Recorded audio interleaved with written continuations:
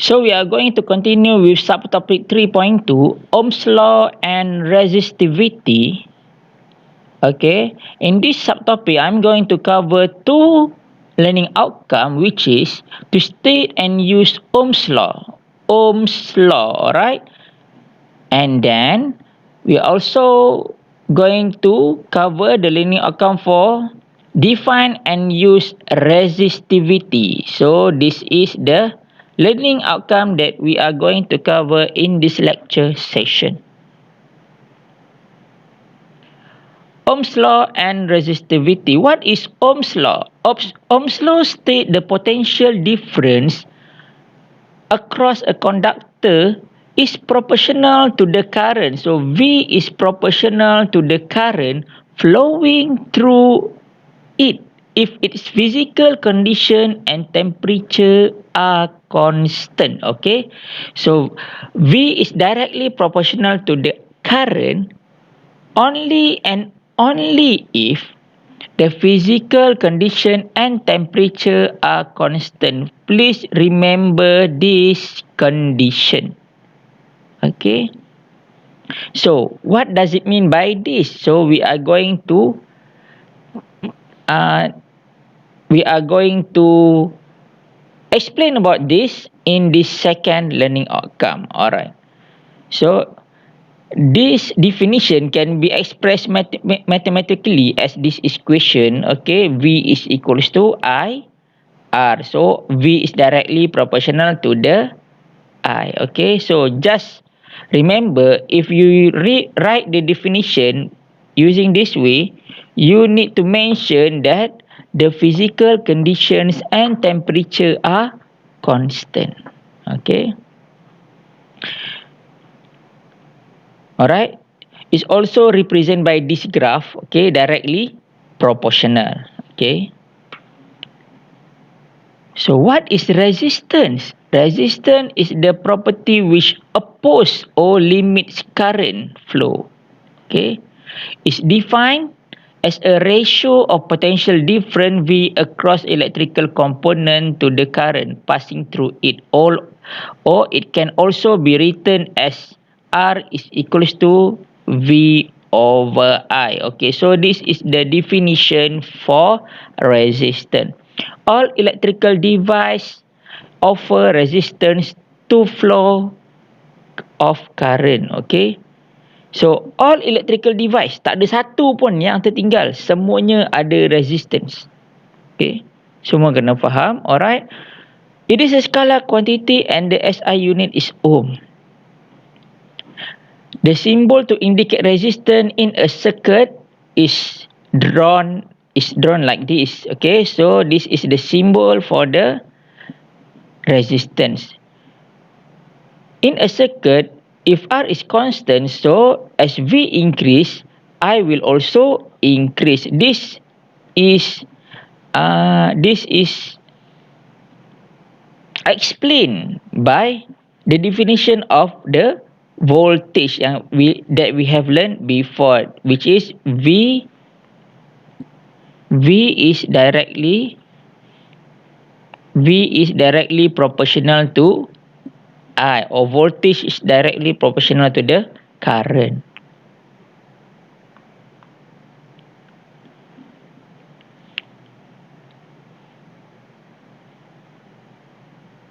Resistance of R of any wire or conductor.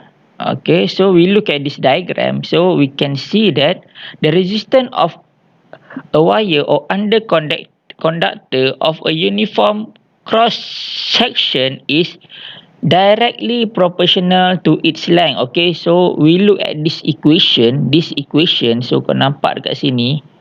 Okay, so first daripada sini kau nampak R is directly proportional to the length. Okay, look at this equation. Okay, this equation.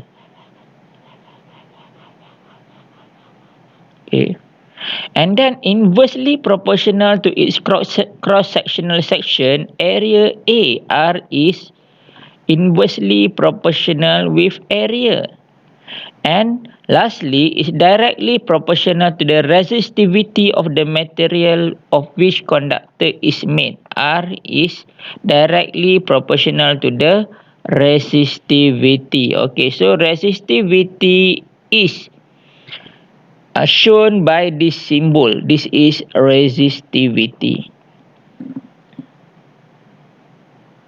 So what is resistivity? Resistivity is a measure of a material ability to oppose the flow of an electric current.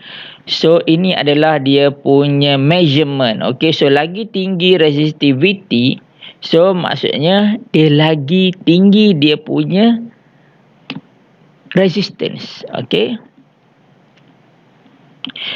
So it's also defined as the resistance of unit cross-sectional area per unit length of the material. Okay, so is another definition. Okay, so SI unit dia adalah ohm meter,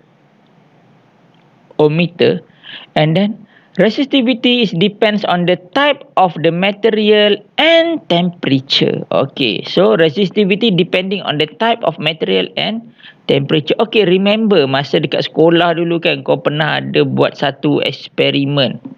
Okay, satu eksperimen yang mana wire kan, kau kira current. Alright, so current tu akan berubah. Resistance of the material dia akan berubah-ubah bila engkau tukar dia punya area, and then kau tukar dia punya panjang, engkau tukar dia punya type of material, jenis material dia kan. And satu lagi, bila dia lebih panas kan. Ini adalah eksperimen yang kau dah buat dulu masa dekat sekolah kan. So sekarang ni kita dah tahu bahawa resistance tadi, resistance is depending on resistance is equals to rho L over A. Okay, so kita dah cover satu dia punya panjang. Ini number one.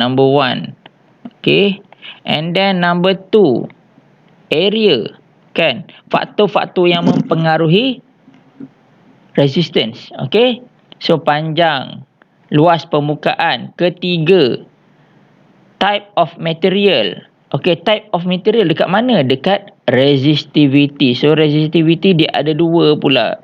So ada type of material number 3 and number 4 temperature. So ini adalah 4 faktor yang mempengaruhi apa? Resistance, rintangan. Okey, ni semua kau belajar masa peringkat SPM. Ni macam ulang balik je lah kan. Okey, so apa kita tahu, resistivity depending on the type of material and temperature. A good electric conductor have very low resistivity. Good electric conductor have very low resistivity, and good insulators have very high resistivities. So kita boleh tengok benda ni, okay, dekat table ni. So korang boleh tengok bahawa kan, as example, silver is a very good conductor. Okay, silver is very good conductor, and copper comes second.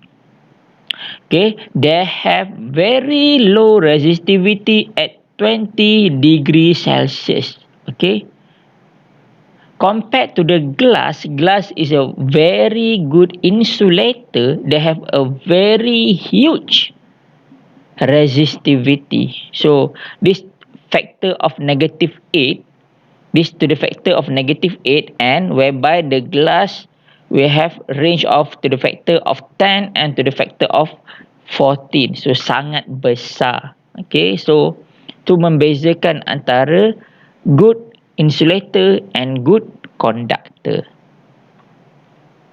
So again, we come to the example. So the answer you can see here. Alright, so ini pun jawapan untuk ni. Sangat-sangat direct. Kau masukkan formula, kau dapat jawapan. Okay, so yang ini comparison. Alright, so kau boleh selesaikan. Okay, so kalau kau tak faham, kau tanya dalam tutorial.